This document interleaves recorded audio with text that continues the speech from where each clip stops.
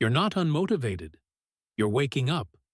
That emptiness you've been feeling out of nowhere, that strange calm that feels more like apathy than peace. It's not weakness. It's a symptom of an internal collapse that most people don't understand. The truth?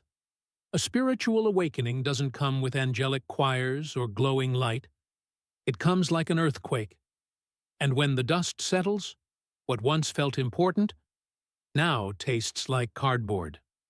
And you start asking, what's wrong with me? Carl Jung called this the most critical phase of individuation. That's why you feel like all your motivation vanished. Because everything that used to drive you, success, validation, status, was ego fuel. And now, the ego doesn't run the show anymore. But if this is freedom, why does it hurt so much? Why does life feel so empty after something that was supposed to be divine? In this video, you'll finally understand why this crash is part of the path. You'll learn the psychic mechanisms behind your existential crisis and, more importantly, how to find your true motivation again. Not with another self-help list, but with awareness. Because maybe, just maybe, your soul has never been more alive. Some people think a spiritual awakening is all peace, incense, and enlightenment. But when it's real, it rarely starts that way. More often, it begins with confusion, with a sudden disconnection from everything that once made sense. You wake up one morning and realize that your career goals, your daily habits, even your definition of success, none of it feels like you anymore. The outside world hasn't changed, but something deep within you has cracked open. That inner collapse can take many forms: grief, burnout, heartbreak, illness, or simply a quiet realization that life has lost its flavor. And when this hits, you start to feel a kind of spiritual nausea. What once gave you joy now feels hollow. That perfect job? Empty. That dream vacation? Pointless. You begin to feel the symptoms of what Jung would call the breakdown of the ego, the start of a journey that no longer seeks achievement, but meaning. This phase can feel like depression, but it's not the same. This is not about weakness or failure. It's your soul rejecting the artificial. It's the start of a journey back to yourself. You're no longer motivated by external rewards because you've tasted something deeper, even if you can't name it yet. And that's the paradox of awakening. It doesn't always begin with light. Sometimes it begins with everything falling apart.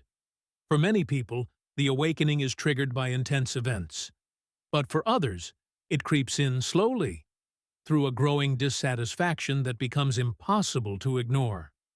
You might have everything you thought you wanted, yet feel completely disconnected. That's not failure. That's the soul calling you inward. From that moment, there's no going back to the old self.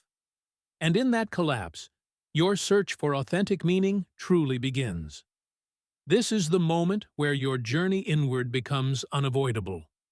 The world outside might still demand your attention, but your inner world has declared, "We can't keep living like this." And though it feels uncertain now, something within you already knows that this is the beginning of a much deeper truth. Carl Jung didn't approach the soul with superstition. He approached it like a scientist of the psyche. What he discovered was groundbreaking, that beneath our personal stories lies something collective, ancient, and shared, what he called the collective unconscious. Within it live the archetypes, universal characters and forces like the hero, the shadow, the mother, the sage, that shape every human life, whether we realize it or not. These archetypes aren't fictional. They play out in your dreams, your fears, your relationships. That urge to rescue, to rebel, to hide, or to rise. It's not just you. It's a pattern. And when you don't know these patterns, they run you. That's why so many people repeat the same emotional cycles. Same relationships, same mistakes, different faces. Individuation, according to Jung, is the path of becoming aware of these patterns and integrating them consciously. But this journey demands that you face the parts of yourself you've rejected, your shadow, the parts you deny, your envy, your arrogance, your neediness, your rage. As long as you push them away, they control you from the dark. Jung warned, what you resist persists. What you accept transforms. And so, awakening isn't just about light. It's about turning toward what you've been afraid to feel and embracing it. At the heart of this process is the conflict between the ego and the self. The ego wants approval, comfort, and control. The self wants truth, wholeness, and freedom. To align with the self, you have to let the ego break down. And yes, that's painful. But from that brokenness, a deeper wholeness can finally take root. Jung didn't believe awakening was about escape. He believed it was about confrontation. Confronting who you really are, beneath all roles, achievements, and expectations.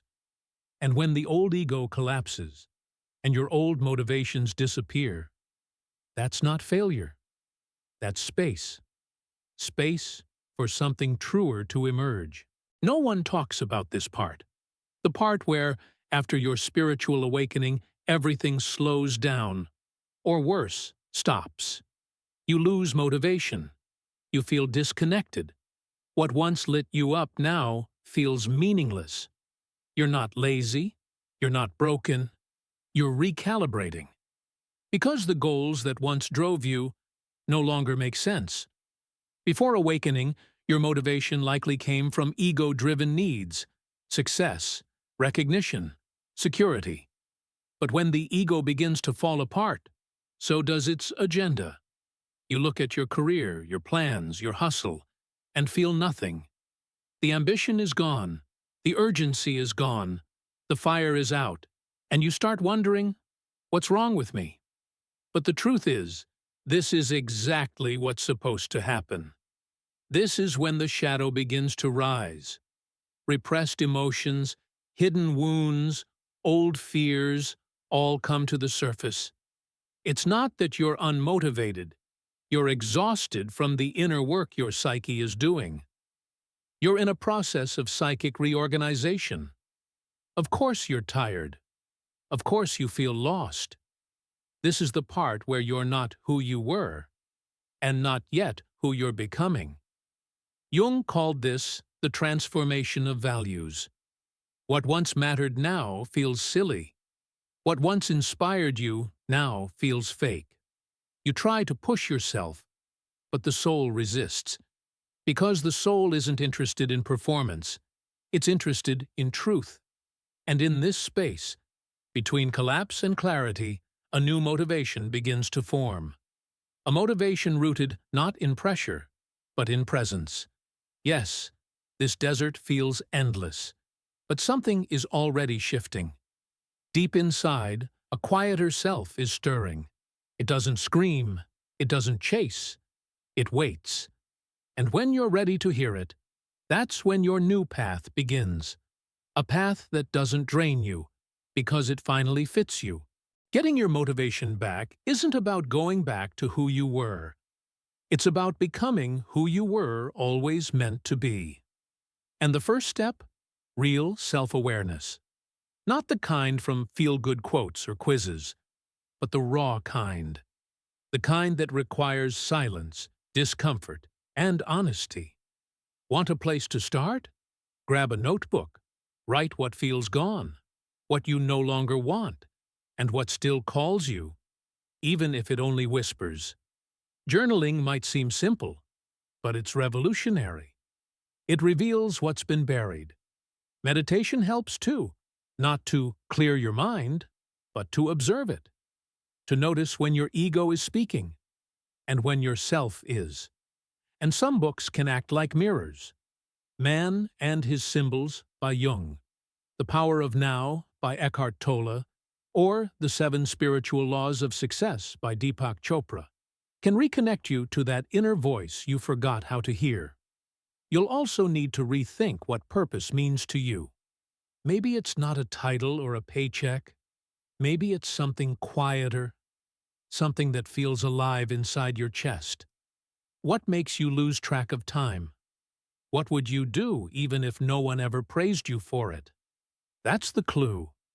That's where your new motivation starts. But don't expect constant clarity. There will be days when the old you feels easier to be. That's normal. True growth includes confusion. The key is to trust the process. Because even when you feel like nothing's happening, your soul is evolving beneath the surface.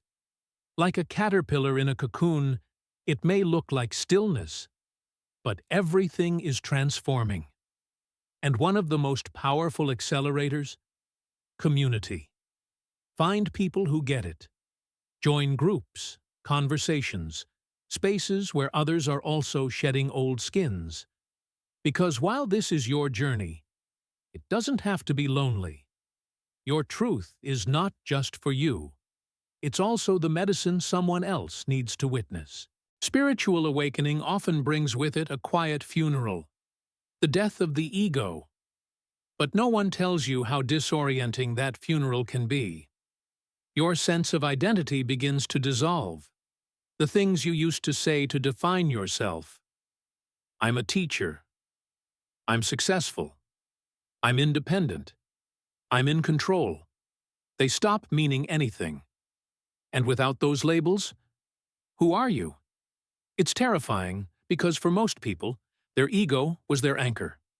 Carl Jung understood the ego not as something evil, but as something partial. The ego is your conscious identity, your sense of I. But the self, according to Jung, is far greater. It includes both the conscious and unconscious parts of you. Light and shadow, masculine and feminine, logic and emotion. And so, when the ego begins to break down, what's actually happening is a call to expansion. But before expansion comes collapse. At this stage, many people experience what's known as a dark night of the soul. It's not just emotional sadness, it's existential unraveling. You might feel like you're disappearing, like your life has no texture, like nothing is truly real anymore. But this disintegration of identity is necessary, because the ego had built a false sense of safety based on achievements and appearances. And now, the psyche is no longer willing to play along. This is where anxiety spikes. Your nervous system doesn't know how to interpret this death. It feels like danger. You might experience insomnia, panic attacks, or waves of numbness. But what's actually happening is that your psyche is detoxing from a lifetime of false self-images. You're not malfunctioning. You're shedding skin. The discomfort is intense, but it's also sacred. Jung often warned that people confuse spiritual growth with comfort. But true transformation is disruptive. You're being pulled into wholeness. And wholeness includes everything, not just the pretty parts. When you start to integrate your unconscious, parts of you that were rejected begin to speak up. The people pleaser, the angry child, the part of you that longs to rest but was never allowed to. This is not regression. This is remembering. In this phase, relationships often become strained. People around you may not understand your shift. You may lose interest in social events, feel disconnected from longtime friends, or question commitments you once defended fiercely. That's normal, because when the ego dies, so does the version of you that made decisions based on fitting in. You're not broken, you're evolving. A practical step during this time is to stop trying to define yourself. Let go of needing an answer when someone asks, "So, what do you do?" Try instead to say what you feel, what you're learning, what you're becoming. You are not a static identity. You are a living process, And trying to compress yourself into a neat label only reignites the ego's control. Art can be deeply healing during this ego death. Drawing, journaling, dancing, making music. These forms bypass the intellect and give the self a voice. They help your unconscious speak in symbols, colors, shapes. Jung himself encouraged his patients to draw their dreams and emotions, not to understand them right away, but to express them, to let the psyche breathe without judgment. Eventually, something begins to emerge. Not a new ego, but a deeper center. You stop needing to be impressive. You start craving truth. You stop chasing approval. You start choosing peace. And that quiet voice that's been buried under noise for years finally gets heard. That's not the return of motivation. That's the arrival of meaning. And here's the beauty. When ego dies, space is made for the self to rise. And unlike the ego, the self doesn't need to prove anything. It just is. From that place, you begin to move differently, speak differently, choose differently. Not because you should, but because you can't go back to sleep. When you go through a spiritual awakening, it's not just one voice that gets louder. It's many. You start hearing different parts of yourself speaking up. One moment, you feel like a seeker. The next, like a rebel. Then suddenly, like a child, or a wise elder. This is not confusion, it's communication. According to Jung, these are the archetypes within you, stepping forward to guide, challenge, and awaken. Archetypes are not personalities. They are primordial energies, universal patterns that exist in all human beings. Every mythology, religion, and fairy tale is built on them. And during awakening, these archetypes begin to activate. The warrior may rise when you need to set boundaries. The sage may whisper when silence is needed. The shadow may erupt when old wounds demand attention. Understanding your archetypes gives you a language for your soul. It allows you to name what you're experiencing without shame. For example, when you're tired of pleasing everyone and suddenly start saying no, you're not being rude. You're embodying the warrior. When you feel lost and melancholic, you're not weak. You're touching the orphan. When you feel called to serve or teach, that's the mentor or caregiver speaking. Jung didn't invent archetypes. He revealed how deeply rooted they are in our unconscious. He believed that healing requires dialogue between these inner characters. When you repress one, it doesn't disappear. It acts out in the shadows. The more you deny your inner rebel, the more likely you are to sabotage your own peace. The more you ignore the lover, the more disconnected you become from joy and intimacy. That's why awakening can feel like an identity crisis, because multiple energies within you are being remembered, not created. And the ego doesn't like this. It prefers consistency, predictability, simplicity. But the self? The self is dynamic, paradoxical, and layered. You're not just one thing, you're many. And your job isn't to pick one, it's to integrate all. A useful practice is archetypal journaling. Instead of writing, "I feel angry," try, "Today, my inner warrior is restless." Instead of, "I feel sad," say, "My inner orphan needs comfort." This reframes your emotions from weakness into wisdom. You stop pathologizing your experience and start partnering with it. Dreams are another space where archetypes reveal themselves. Pay attention to recurring characters, symbols, or themes. The house you keep dreaming about? That could be your psyche. The dark figure chasing you? That could be your shadow. Jung believed dreams were messages from the unconscious, not to be decoded like puzzles, but to be befriended. In a world obsessed with self-control and labels, archetypes remind you that you are not meant to fit in a box.